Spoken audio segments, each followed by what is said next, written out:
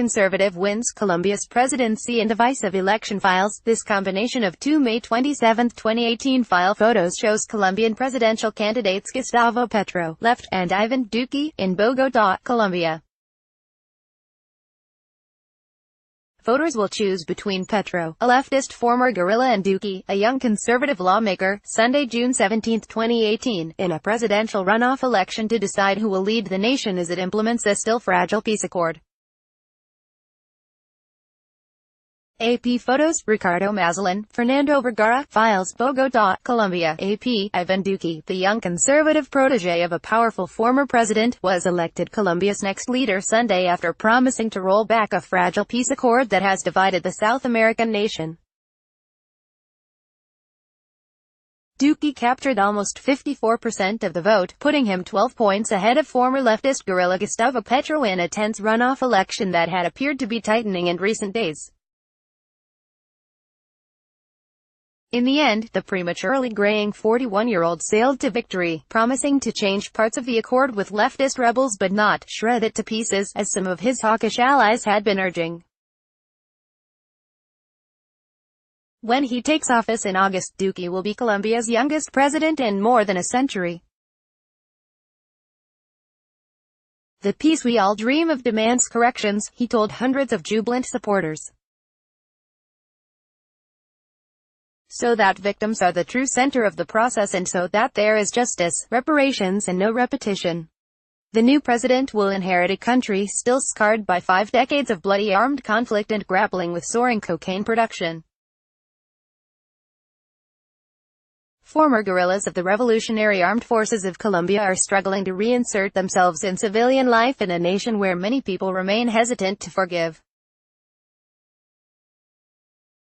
Vast swaths of remote territory remain under the control of violent drug mafias and residual rebel bands. "Undoubtedly, for the peace process, this is an important test," said Patricia Munoz, a professor of political science at the Pontifical Xaverian University in Bogotá.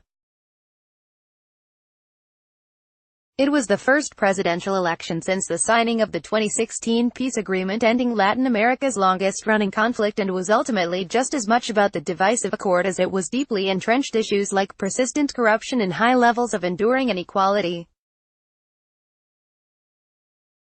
Petro energized young voters and drew millions to public plazas with his fiery speeches vowing to improve the lives of poor, disenfranchised Colombians.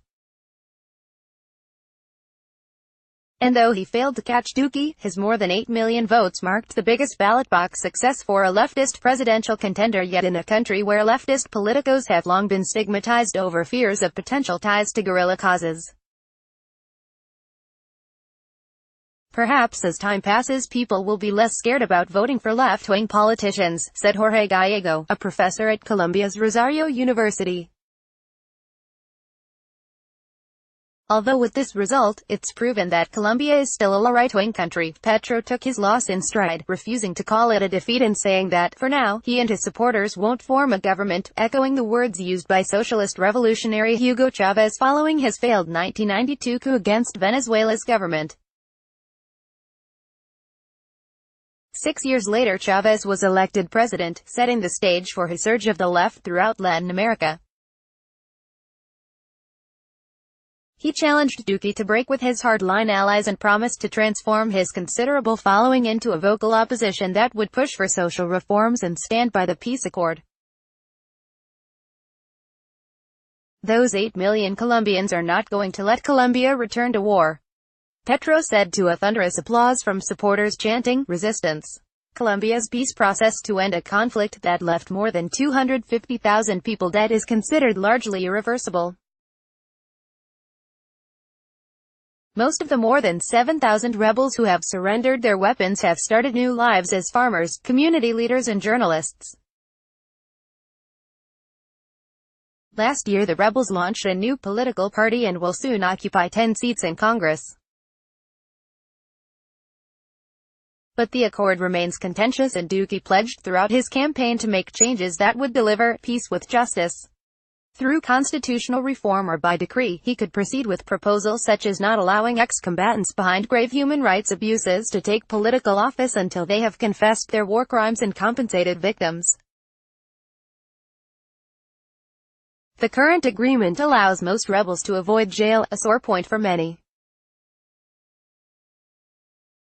The rebels are going to get 10 seats in Congress without having made reparations to victims or turned over information on drug trafficking routes, said Felipe Ramirez, 29, a veterinarian who voted for Duque. That's a bad precedent because other criminal groups will want the same. Duque's detractors warned that his victory could throw an already delicate peace process into disarray. I think it will set up a big constitutional battle, said Cynthia Arnson, director of the Latin America program at the Woodrow Wilson International Center for Scholars. Duque is the son of a former governor and energy minister who friends say has harbored presidential aspirations since he was a child. The father of three entered public service almost 2 decades as an advisor to then Finance Minister Juan Manuel Santos, whom he will succeed as president.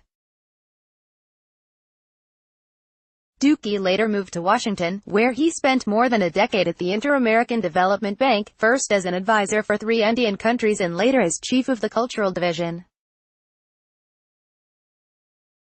It was during that time that Duque forged a close relationship with former President Álvaro Uribe, the torchbearer of conservatives who is both adored and detested by legions of Colombians. With Uribe's backing, Duque was elected to Colombia's Senate in 2014. Seated beside his mentor in the opulent Senate chamber, Duque earned a reputation as a like-minded security hawk who did his homework and earned the respect of colleagues across the political spectrum. Throughout his campaign, Duque was dogged with accusations that he would be little more than a puppet for Uribe, who is constitutionally barred from seeking a third term. Though praised for boosting Colombia's economy and weakening the FARC, Uribe presided over the government at a time when military officers killed thousands of civilians who were then dressed up as rebels to inflate body counts in exchange for vacations and bonus pay. Critics fear Uribe will use his leverage over his star pupil to retaliate against political enemies and sideline investigations against him and his family for suspected ties to right-wing paramilitaries. Duque's supporters say that he will chart his own course. In his victory speech, Duque said he would strive to bridge the divisions generated by the peace process and be a president for all Colombians. He added that he wants to see rank-and-file guerrilla members succeed in their transition to civilian life and become part of a growing Colombian economy.